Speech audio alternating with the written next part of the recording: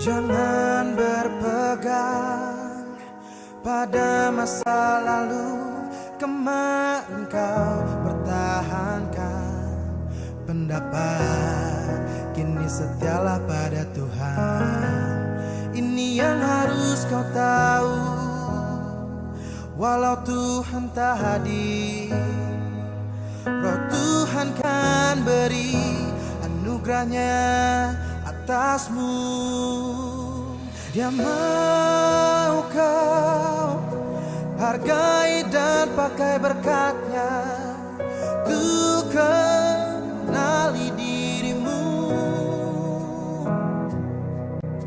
Jangan anggap itu modal, isi kekuranganmu dengan firman dan peroleh hal positif. Selamat pagi, kekasih Yesus Kristus. Kami dari Majelis Jemaat GKPI Romangun bersama dengan tim multimedia mengucapkan Shalom Aleichem. Stay at home, jaga jarak. Kemarin saya sudah ingatkan, saya mengambil dari Yohanes 17 ayat 21.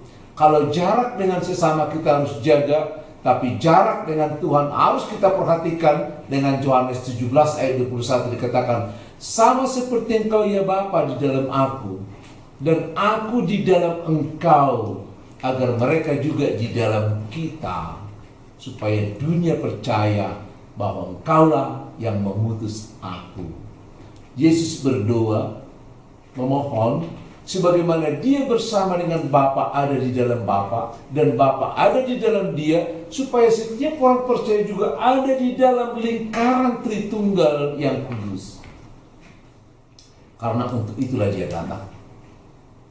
Oleh karena itu saudara-saudara, renungan kita pada pagi hari ini adalah satu dari pesan Tuhan Yesus sebelum naik ke surga, yakni pesan yang kedua di Kisah Para Rasul 4, Kisah Para Rasul pertama ayat yang keempat dikatakan demikian. Kisah Rasul pasal yang keempat, pasal pertama ayat yang keempat. Demikian firman Tuhan. Pada suatu hari ketika ia makan bersama-sama dengan mereka, ia melarang mereka meninggalkan Yerusalem dan menyuruh mereka tinggal di situ menantikan janji Bapa. Yang demikian katanya telah kamu dengar daripadaku.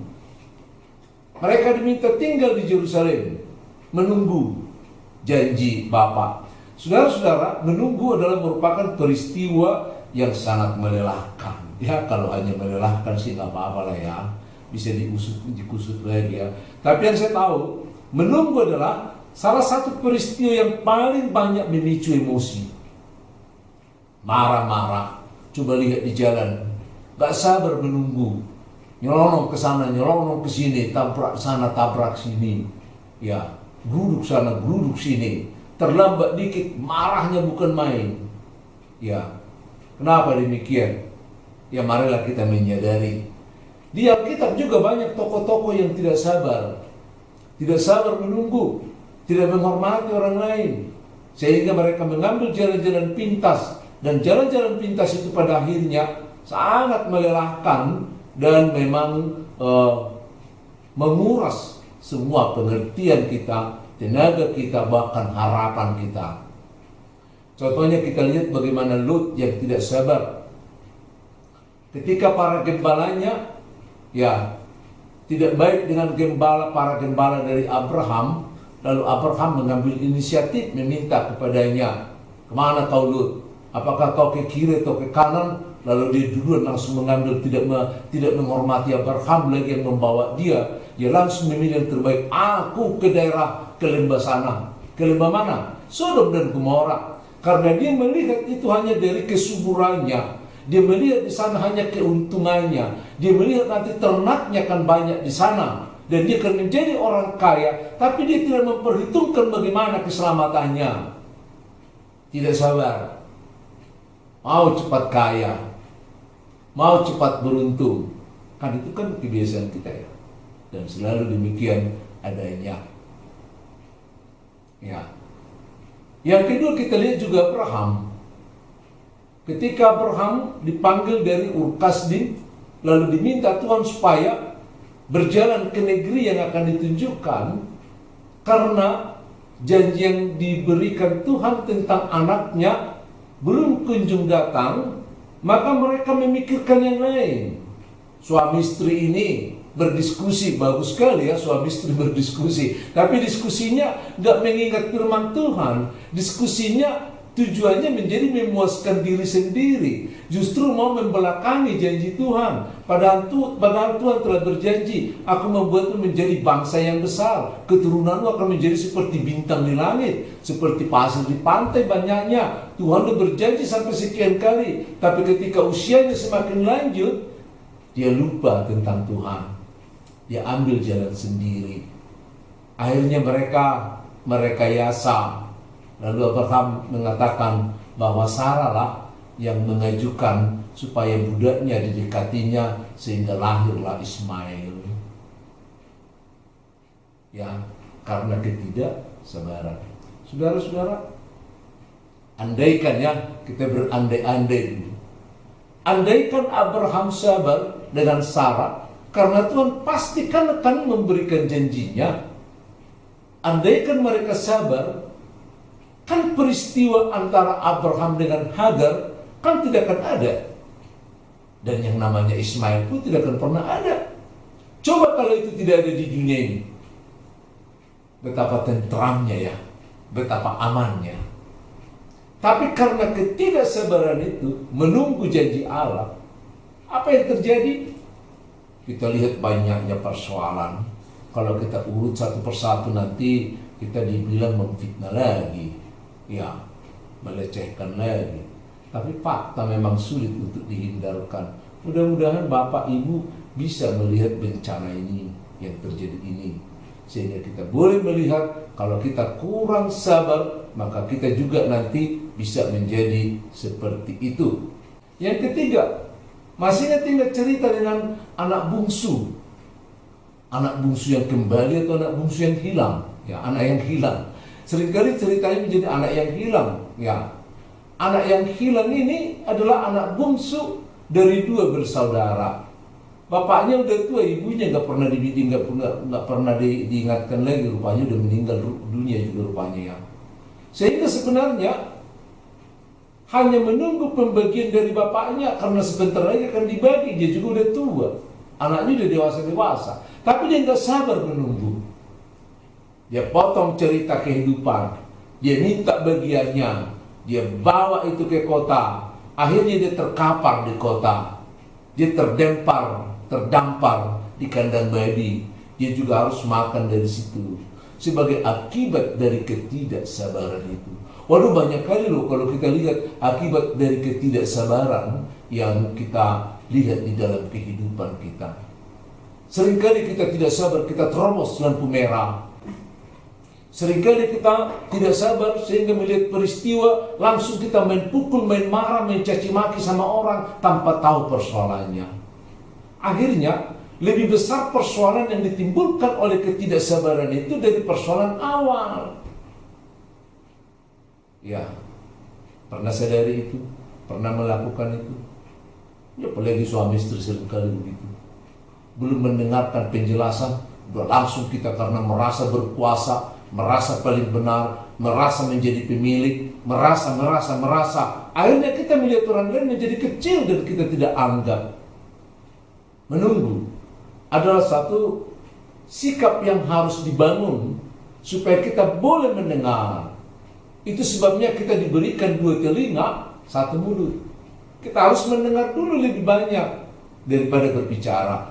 Kita harus pakai telinga kita harus pakai mata kita yang meminta semua informasi diolah di otak kita, baru kita ambil keputusan sebagai hikmat dari kebersamaan dengan Tuhan. Karena kalau dalam pikiran kita sudah ada firman Tuhan, maka di sana akan diproses semua persoalan dan firman Tuhan akan memainkan perannya melalui Roh Kudus. Maka keluarlah kata-kata hikmat, keluarlah kata-kata yang membangun, keluarlah kata-kata yang meredam semua amarah, yang melahirkan kelemah lembutan dan ketenangan.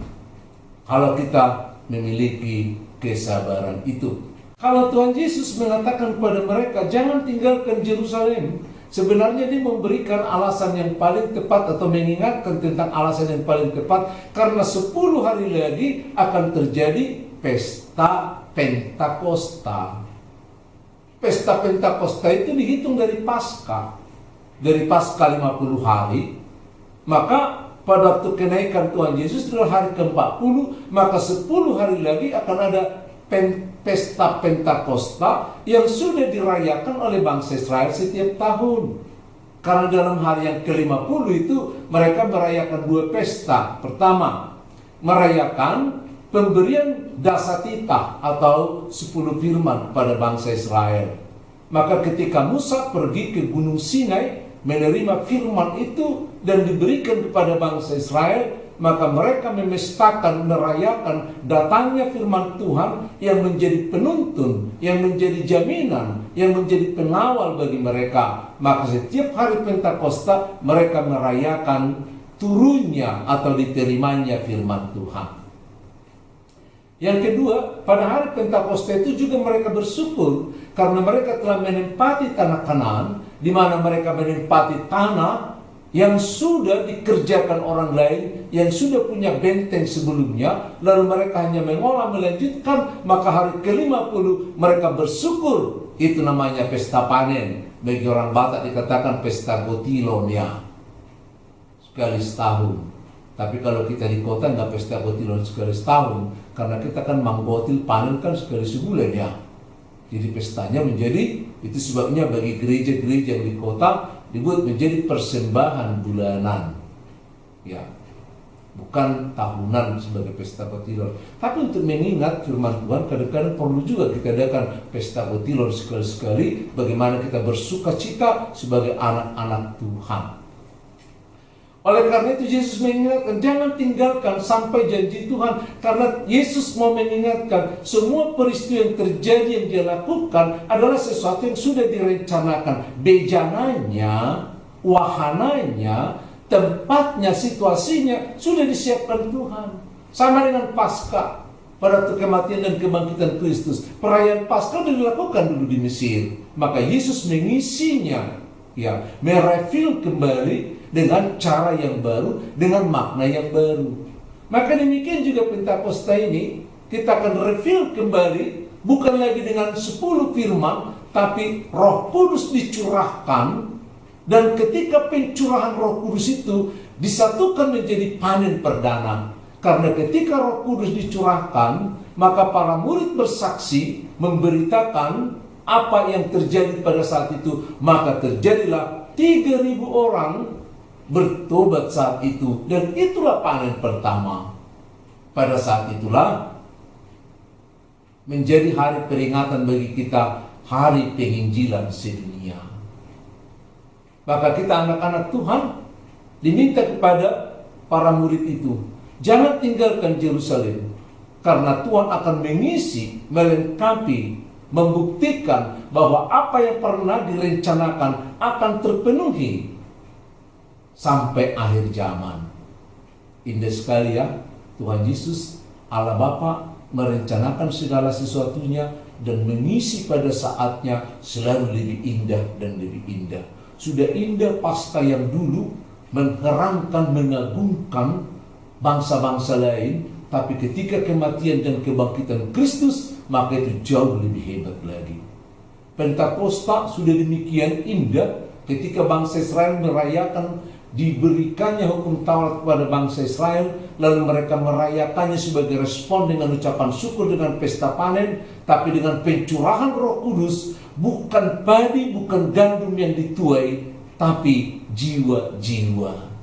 Hari penuaian. Maka kita pun, gereja kita diberdirikan di kota ini, diberdirikan di mana-mana sebagai gereja penuai, di mana kita menghadirkan pencurahan Roh Kudus, di mana kita juga akan menuai jiwa-jiwa yang baru. Aminkan, doakan, buat jadi harapan, kerjakan bersama agar gereja ini menjadi gereja yang mencurahkan Roh Kudus bersama dengan Roh Kudus, dan gereja ini akan menuai jiwa-jiwa yang baru. Termasuk saudara-saudara kita yang selama ini setengah dingin, setengah hangat gitu ya. Ya kadang datang, kadang tidak. Ada yang memang udah dingin sekali sampai nggak tahu lagi di mana. Kami cari-cari rumahnya udah nggak dapat gitu ya. Tapi semuanya akan kita tuai kembali. Kita bawa tuaian itu di hadapan Tuhan. Mari kita kerjasama. Karena Roh Kudus mengingatkan kita, karena Yesus juga mengingatkan kita sebagai gereja yang menuai untuk Bapa. Shalom. Esok kau harus jadi saksi baru.